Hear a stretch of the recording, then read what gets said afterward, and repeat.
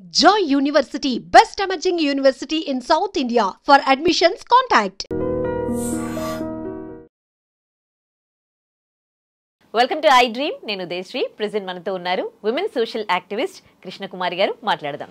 Hello అండి, welcome to our studio. నమస్తే madam. నమస్తే మ్యామ్, ఈ మధ్యకాలంలో పెళ్ళిళ్ళు ఎట్లా అవుతున్నాయో, డైవర్స్ కేసెస్ అయితే ఒక రేంజ్లో పెరిగిపోతున్నాయి.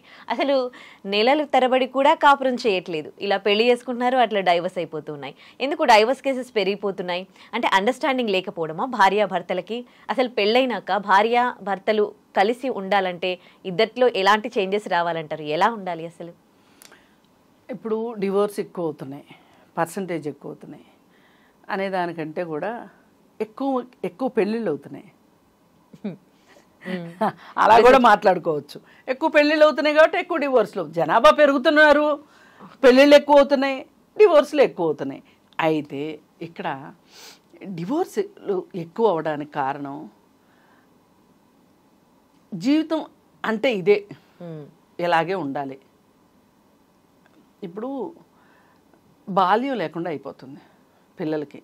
మనం గమనిస్తే శ్రీ చైతన్యలోనూ నారాయణలో వేస్తే పొద్దున్నుంచి సాయంత్రం దాకా ఎక్స్ట్రా క్లాసెస్ చదువుకుంటారు.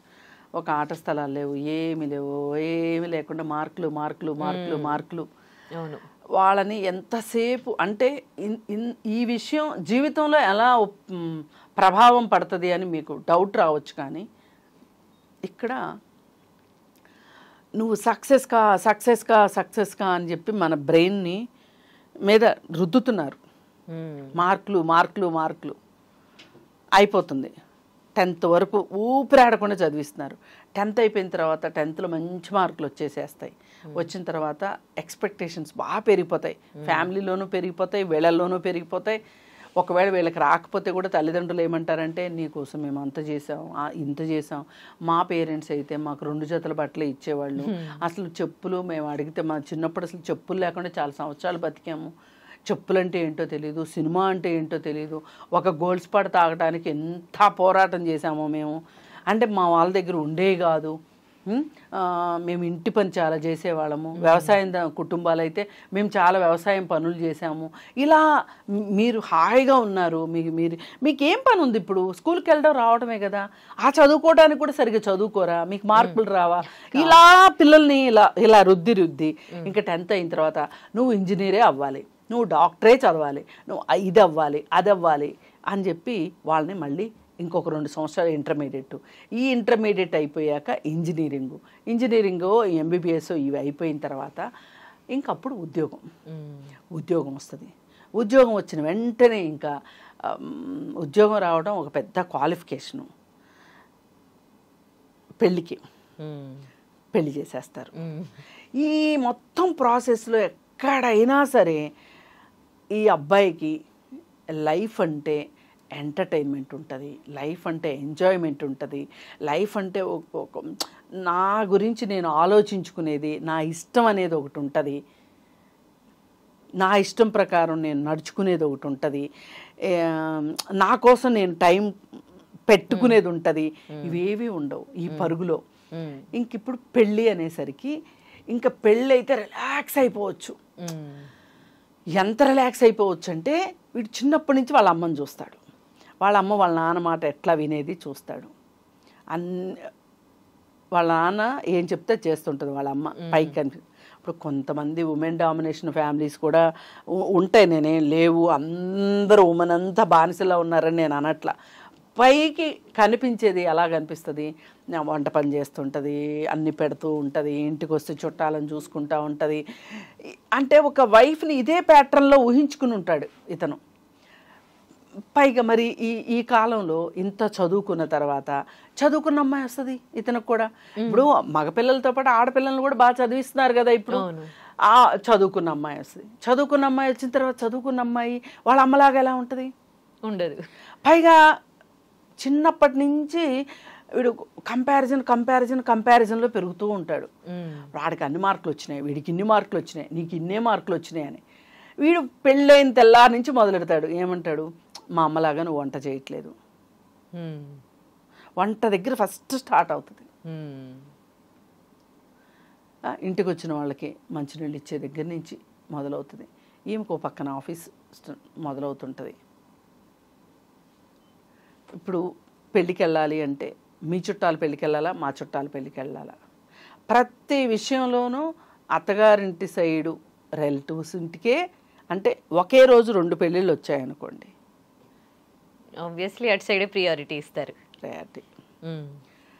అక్కడ అమ్మాయి వెళ్ళలేదనుకోండి, ఏరా అప్పుడే పెళ్ళాన్ని నెత్తిరెక్కిచ్చేసుకుంటున్నావా, అప్పుడే మీ ఆవిడ నిన్ను కొంగుకు ముడేసుకుందా, అంతకుముందు కొంచెం డ్రింక్ అలవాటు ఉందనుకోండి ఈ అబ్బాయికి, పెళ్లి తర్వాత డ్రింక్ చేస్తే అమ్మాయి వద్దు అందనుకోండి, అంటే ఇప్పుడు వాడు ఏగతాలు మొదలెట్టేస్తాడు. బా మీ ఆవిడ వచ్చింది నీతో డ్రింక్. ఆ రోజులు పోయాయిలేండి, ఇప్పుడు అమ్మాయిలు కూడా తాగుతున్నారు కదా. తాగే అమ్మాయిలు గురించి ఇద్దరు కలిసి తాగితే డివోర్సులు ఉండవు, డివోర్సులు ఉంటాయి అని కూడా నేను జనరల్గా నేను గమనించినంత వరకు ఎలాంటి ఇప్పుడు వీళ్ళు మారని అబ్బాయిలు అంటే జీవితంలో ఉద్యోగం చేసే భార్య వచ్చినప్పుడు ఇతను ఎంతో కొంత మారాలి. వాళ్ళ నాన్నలాగే ఉంటానంటే కుదరదు, ఇతను మారాలి. ఆ మార్పు లేకపోతే నేను మగాడిని కాబట్టి తాగుతాను, నేను మగాడిని కాబట్టి లేట్గా ఇంటికి వస్తాను, ఇలా మాట్లాడే ప్యాటర్న్ ఉంది అనుకోండి. ఎందుకు మన కల్చర్లో ఎక్కువ ఉంది కదండి, అంటే మగవాళ్ళు ఆడవాళ్ళ కన్నా కొంచెం మగవాళ్ళు ఎక్కువ అన్నట్టే చూస్తూ. అది మంది పేట్రియార్కల్ సొసైటీ కదా, పితృస్వామ్యం ఇక్కడ. అంటే చూడండి, పెళ్ళి అవ్వగానే అత్తగారింటికి అమ్మాయి రావడం, ఇంటి పేర్లు మారిపోవడం, గోత్రాలు మారిపోవడము, వీళ్ళు కూడా దానికి తగ్గట్లుగా పూజలు పునస్కారాలు చేయడం, ఎంత చదువుకున్న వాళ్ళైనా భర్త ఆరోగ్యం కోసం. ఇప్పుడు అదేదో పౌర్ణమి రోజు జల్లెడతో భర్తను చూస్తారా, అదేదో ఉంది ఒక పండగ, ఇక్కడ ఉంది, నార్త్ లోనూ ఉంది. అయితే ఆ రోజంతా వీళ్ళు ఉపవాసం ఉండి ఏదో ఉంటది. సాయంకాలం అయిన తర్వాత కార్తీక పౌర్ణమి రోజు అనమాట, అలా చంద్రుడిని చూసి భోజనం చేస్తారు. అయితే నేనేమంటానంటే, ఇప్పుడు పూజలకి మనుషులకి విడదీయరాని సంబంధం ఉంది కదా. భర్త ఆరోగ్యం కోసం భార్య ఎందుకు పూజ చేయాలి? భార్య బాగుండాలని భర్తలు కూడా పూజ చేయొచ్చు కదా. Got my point. ఇప్పుడు ఎంత ఇద్దరు సమానంగా కష్టపడుతున్నారు. ఒకరు ఇప్పుడు ఎంతసేపు భార్య భర్త కోసం చూసుకోవాలి అన్నింట్లో అని అంటే ఎట్లా, భర్త కూడా భార్య కోసం చూసుకోవాలి, ప్రతి దాంట్లో చూసుకోవాలి. నేను ఎగ్జాంపుల్ కోసం పూజల గురించి చెప్పాను కానీ ఇంటి పని ఉంది. ఇప్పుడు షిఫ్ట్లు ఉన్నాయి అనుకోండి వాళ్ళకి, దానికి తగ్గట్లుగా వాళ్ళు మార్పులు చేసుకోవాలి. కొన్నిసార్లు వాళ్ళు చేసుకున్నా వాళ్ళ రిలేటివ్స్ కావచ్చు, ఇంకెవరైనా కావచ్చు, అమ్మో పని చేస్తున్నాడు, నీకోసం పని చేస్తున్నారు, నా కొడుకు పని చేస్తున్నాడు అని అంటారు. అరే మరి తను కూడా కష్టపడి జాబ్ చేస్తుందిగా, అది ఆ జాబ్ చేస్తుంది అని అలా అనరు. అంటే ఇట్లాంటి సందర్భం వచ్చినప్పుడు స్టాండ్ తీసుకోవాల్సింది ఎవరు అంటే, ఈ అమ్మాయి తన గురించి తాను స్టాండ్ తీసుకునే కన్నా, నేను అన్ని వేళలా నీకు తోడుగా ఉంటాను అని మంత్రోచ్చారణ చేసి పెళ్లి చేసుకున్నది భర్త, భార్య కూడా అఫ్ కోర్స్. అప్పుడు ఈ భర్త చేయాల్సింది ఏంటి అంటే, ఆమె పక్షాన నిలబడాలి. కరెక్ట్. అయితే ఇప్పుడు వాళ్ళని నొప్పించి ఈమె పక్షం వహించడం కాదు కావాల్సింది. ఇప్పుడు చాలా మంది ఏం చేస్తారంటే, వీళ్ళు మధ్యస్థంగా ఉండి వీళ్ళకి న్యాయం చేద్దామని అనుకోరు, ఇటో అటో చేరిపోతారు. కరెక్ట్, మీరు అన్నది కరెక్ట్. ఇటో అటో చేరిపోయిన పక్షంలో వీళ్ళకి చాలా కోపం వచ్చేస్తాను అన్నమాట. ఈ కోపం కూడా డివోర్స్ అంటే, నువ్వు అసలు ఇంత అమ్మ కూర్చైనప్పుడు నువ్వు పెళ్లి ఎందుకు చేసుకున్నావు అంటది ఈ అమ్మాయి. నా కొడుకుని పట్టుకుని ఇలా అంటావా అని ఆ అత్తగారు వచ్చేస్తుంది. ఇట్లా ఇక్కడే ఈ అమ్మాయి పెంపకం గురించి వాళ్ళు మాట్లాడడం, ఆ అబ్బాయి పెంపకం గురించి ఈ అమ్మాయి మాట్లాడడం. ఇప్పుడు ఫోన్లు బాగా వచ్చేసాయి. ఈ ఫోన్లు బాగా వచ్చేసిన తర్వాత పుట్టింటి నుంచి ఫోన్ వస్తుంటుంది. పొద్దున్న లేచి ఏముంటాయో నాకు తెలియదు, రోజుకి 10 సార్లు ఫోన్లు చేస్తారు. 10 సార్లు ఫోన్ చేసి నుంచున్న ఫోను, కూర్చున్న ఫోన్లు వస్తూ ఉంటాయి. ఈ ఫోన్లో చాలా ఇన్ఫర్మేషన్ ఎక్స్చేంజ్ అవుతూ ఉంటుంది. ఇప్పుడు మీ ఇంటికి ఎవరు వచ్చారు చుట్టాలు, మరి నీ చేత చేయించిందా, మీ అత్తగారు కూడా చేసిందా అని తల్లి అడుగుతూ ఉంటుంది. అట్లాగే ఇప్పుడు ఏదైనా ఖర్చుల విషయం వచ్చింది అనుకోండి, తల్లి అడుగుతుంది కొడుకుని, ఇది మీ అత్తగారు వాళ్ళు చేయాల్సింది, నువ్వెందుకు చేసావు. కరెక్ట్. ఇది డెలివరీస్ టైంలో ఇది నేను ప్రత్యక్షంగా చూశాను. ఇది పుట్టింటి వాళ్ళే చెయ్యాలి. ఈ అమ్మాయి ఉద్యోగం చేసే అమ్మాయి అయినా సరే, ఇప్పుడు ఈ అమ్మాయి ఉద్యోగం చేస్తుంటది, ఈ అమ్మాయికి ఇన్సూరెన్స్ ఉంటుంది, ఆ అబ్బాయికి ఇన్సూరెన్స్ ఉంటుంది, అయినా కానీ అత్తగారింటి దగ్గర నుంచి ఈ డెలివరీ ఖర్చులు వసూలు చేసే వాళ్ళని కూడా చూశాను నేను. ఇట్లాంటప్పుడు ఈ భార్యకి ఇలాంటి టైంలో స్టాండ్ తీసుకోలేదు అన్నప్పుడు ఈ అమ్మాయికి ఏం గౌరవం ఉంటుంది భర్త మీద? అంతే కదా. ఇప్పుడు ఇష్టం ఉండడం వేరు, బాధ్యత ఉండడం వేరు, గౌరవం ఉండడం వేరు, ఈ మనిషి కోసం ఏమైనా సరే నిలబడాలి అనే ఫీలింగ్ రావడం వేరు. అందరిని వదులుకొని వస్తుంది కదా ఆడపిల్ల ఆ ఇంటి నుంచి ఈ ఇంటికి. ఇప్పుడు అతని ప్రవర్తన ద్వారా, అతని చేతల ద్వారా ఈమెకి 4 రకాలైన ఫీలింగ్స్ తీసుకురాగలగాలి. ఏంటి, నా భర్త నా కోసం ఉన్నాడు, నేను నా భర్త కోసం ఉండాలి, నా కోసం నిలబడతాడు అనే ఒక ఫీలింగ్ ఇవ్వగలగాలి. ఈ భర్తలలో బాధ్యత రావాలి, మారుతున్న సమాజంతో పాటు అందరిలో మార్పు రావాలి, ఒక ఫ్యామిలీలో ప్రతి ఒక్కరిలో ఇప్పుడు మార్పు రావాలి. ఒకటండి, ఒకప్పుడు మనకు సెల్ ఫోన్ తెలుసా, ఇప్పుడు సెల్ ఫోన్తో బాగానే హ్యాపీగానే ఉంటున్నాగా.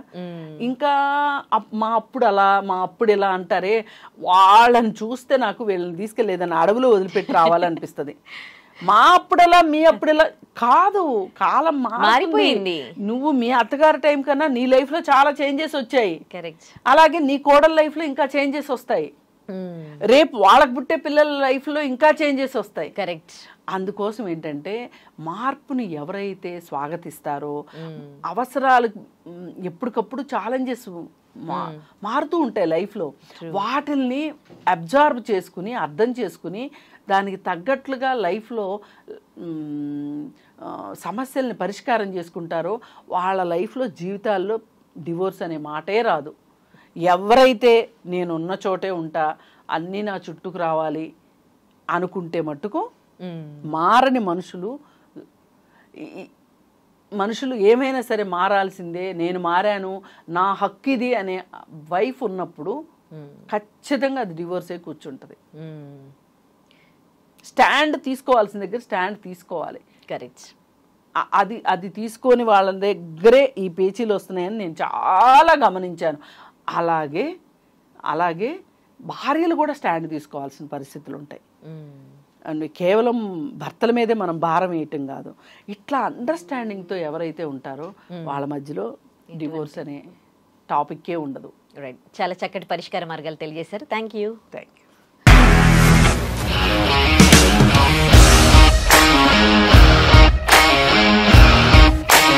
ఇండస్ట్రీలో కమిట్మెంట్ ఇష్యూస్ వస్తే నీకు కూడా వచ్చినట్టు? మార్నింగ్ తీసుకెళ్ళాడంటే కొట్టి పడేశాడు.